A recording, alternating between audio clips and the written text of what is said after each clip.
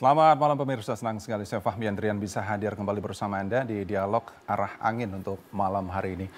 Pemirsa, polemik pemungutan royalti oleh Lembaga Manajemen Kolektif LMK ini yang menyasar berbagai pelaku usaha seperti restoran dan hotel menimbulkan kontroversi. Banyak pelaku usaha yang merasa pemungutan royalti berjalan secara semena-mena. Nah, salah satu yang disoroti adalah LMK memungut royalti dengan menarik mundur sejak Undang-Undang Hak Cipta 2014 disahkan. Nah, tanpa meninjau ulang bagaimana suatu lagu diperdengarkan di area komersial seperti restoran dan juga hotel tentunya. Nah, sementara itu Lembaga Manajemen Kolektif Nasional LMKN menanggapi polemik yang muncul setelah beredar kabar bahwasannya suara alam termasuk kicauan burung di restoran dan kafe juga dikenakan royalti. Keresahan ini dinilai terlalu berlebihan. Nah, salah satu tujuan tentunya pemungutan royalti ini adalah sejalan dengan visi LMKN untuk meningkatkan kesejahteraan para pencipta lagu dan pemilik hak terkait.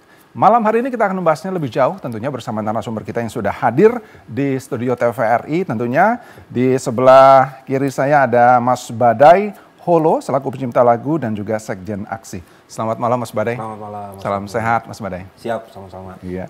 Dan juga di sebelah kanan saya ada Pak Maulana Yusran selaku dari Sekjen PHRI. Selamat malam Pak Maulana. Selamat malam. Dan juga nanti kita akan menunggu ya konfirmasi dari Ibu Novita Hardini selaku anggota Komisi 7 DPR RI yang nanti bergabung bersama kita melalui daring tentunya. Nah, saya ke Pak Maulana dulu ya, Mas Badai sebentar ya. Pak Maulana, ini menarik kalau tadi opening bahwasannya sekarang kicauan burung pun agak dikhawatirkan gitu ya. Dan banyak sekali bermunculan di media sosial bahwasannya memang ini sudah menjadi polemik yang cukup panjang dan harus segera dihentikan gitu. Tapi kalau PHRI menanggapi dari royalti yang isu ini beredar terus seperti ini, bagaimana Pak Mau? Ya, kalau bilang polemik ya dari suara burung, jangan suara burung. Nyanyi Indonesia Raya aja udah mulai khawatir orang sekarang kan karena disuruh bayar royalti. Terus akhirnya direvisi, diklarifikasi kembali. Nah, jadi begini. Sebenarnya pertama yang harus dipahamin dulu, ini kan edukasi ke masyarakat ini pasti penting ya, karena sejak kejadian migacuan ini jadi viral dan kemana-mana larinya saya lihat gitu loh. Kemana-mana itu bukan hanya menerjemahkan dari undang-undang tersebut ke masyarakat terkait masalah pemahaman royalti itu sendiri, tapi juga makin ke sini kok lembaga yang bentukan undang-undang ini yang sebagai lembaga penerima mandat untuk mengkolek royalti itu sendiri juga posisinya sekarang diragukan oleh si pemberi mandat, si pencipta itu sendiri. Kita lihat hari ini udah ada beberapa polemik yang di medsos ya, yang kita lihat sendiri udah viral di situ, ada yang minta diaudit, ada yang keluar dari ini. Nah, ini kan menjadi satu dinamika yang cukup harus diperhatikan oleh pemerintah itu sendiri sebagai regulator. Jadi pemerintah nggak boleh tinggal diam atau membiarkan ini semua diterjemahkan oleh lembaga tersebut. Pemerintah harus hadir. Ingat loh, undang-undang itu adalah tanggung jawab dari pemerintah itu sendiri gitu loh. Lembaga ini dibentuk oleh undang-undang tersebut. Tentu kalau lembaga ini dibentuk undang-undang tersebut dan dia adalah satu lembaga penerima mandat untuk mengkolek duit dari masyarakat, ini harus akuntabel, harus clear, ya kan?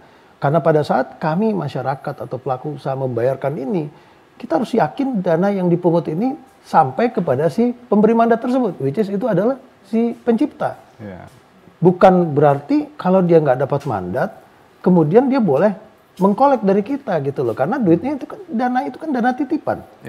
Dana titipan itu nggak boleh dipakai dana operasional juga harusnya. Nggak bisa dong. Harus 100% diserahkan kepada si pemberi mandat itu gitu loh. Lah kalau operasional gimana? Ya kan macam-macam. Bisa dari iurannya lah, keanggotaannya dan seterusnya.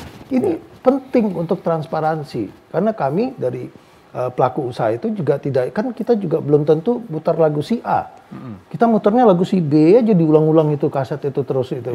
Tapi yang dapat ternyata bukan si yang kita putar, itu juga menjadi problem. Terkait satu lagi yang jadi problem yang paling penting itu tarif.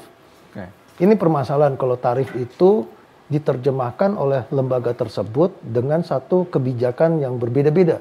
Sehingga bias dia di luar sana.